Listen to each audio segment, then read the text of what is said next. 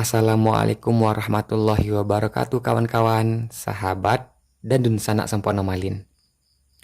Di edisi Ramadan kali ini, kita akan bercerita tentang keteladanan Rasulullah dan para sahabat. Semoga kita bisa mengambil pelajaran dari beliau. Oh ya, karena bertepatan di bulan Ramadan, saya mengucapkan selamat berpuasa bagi yang menjalankannya. Oke.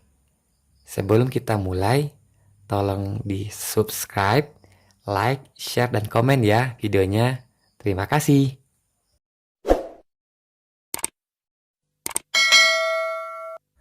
Perasaan takut Abu Bakar.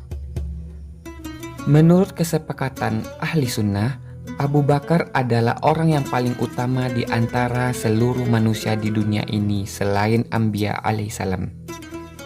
Demikian tingginya keyakinan dan iman beliau sehingga Rasulullah Shallallahu Alaihi Wasallam sendiri telah memberi kabar gembira bahwa kelak ia akan menjadi pemimpin jamaah di surga.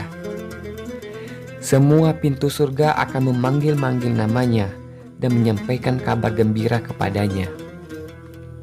Nabi Shallallahu Alaihi Wasallam pernah bersabda, "Orang yang paling dahulu masuk surga di kalangan umatku adalah Abu Bakar." Sekalipun demikian, Abu Bakar justru berkata, "Seandainya aku menjadi sebatang pohon yang akhirnya ditebang." Ia juga pernah berkata, "Seandainya aku menjadi rumput yang akan dimakan oleh hewan." Kadang-kadang ia berkata, "Seandainya aku hanya sehelai rambut seorang mukmin."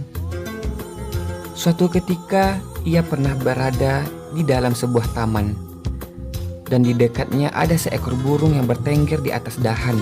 Abu Bakar berkata, "Wahai burung, alangkah nikmatnya hidupmu. Kamu makan, minum, terbang di antara pepohonan. Tetapi di akhirat kamu tidak akan dihisap. Andaikan aku menjadi sepertimu." Seorang sahabat Rabi'ah Aslami bercerita, "Suatu ketika pernah terjadi kesalahpahaman antara saya dengan Abu Bakar. Ia telah berbicara kasar kepada saya, tetapi saya hanya diam saja.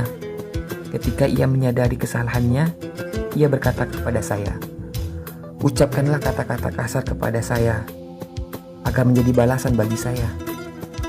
Tetapi saya menolaknya. Ia berkata, 'Engkau harus mengucapkannya. Jika tidak, saya akan mengadukannya kepada Rasulullah SAW.' Saya tetap tidak menjawab sedikit pun. Lalu ia bangun dan pergi meninggalkan saya. Ketika itu ada beberapa orang Bani Aslam yang menyaksikan kejadian tersebut. Mereka berkata, 'Orang ini aneh sekali ya. Ia sendiri yang memulainya dan dia sendiri yang mengadukannya kepada Rasulullah SAW.' Saya berkata, 'Tahukah engkau siapa dia? Dialah Abu Bakar. Jika engkau menyakitinya, berarti engkau menyakiti Rasulullah. Dan barang siapa yang menyakiti Rasulullah, berarti ia telah menyakiti Allah. Jika perbuatanku telah menyakiti Allah, maka siapakah yang dapat menyelamatkan kehancuranku?' Kemudian saya pun pergi menemui Rasulullah dan menceritakan kejadian tersebut. Rasulullah SAW bersabda, 'Engkau tidak mau membalasnya dan tidak mau menjawabnya, itu memang baik. Tetapi sebaiknya engkau berkata, semoga Allah Subhanahu wa Ta'ala memaafkanmu, wahai Abu Bakar.' Demikianlah keteladanan tentang rasa takut kepada Allah. Hanya karena perkataan sepele, Abu Bakar sangat takut akan balasannya di akhirat. Ia sangat cemas dan mengkhawatirkannya, sehingga ia meminta agar Rabi'ah bersedia membalas perbuatannya. Bahkan ia sendiri yang mengadukan perbuatannya kepada Nabi SAW. Pada hari ini, kita saling mencaci dengan mudah tanpa rasa khawatir sedikit pun akan balasannya dan hisapnya di akhirat kelak atas perbuatan kita ini.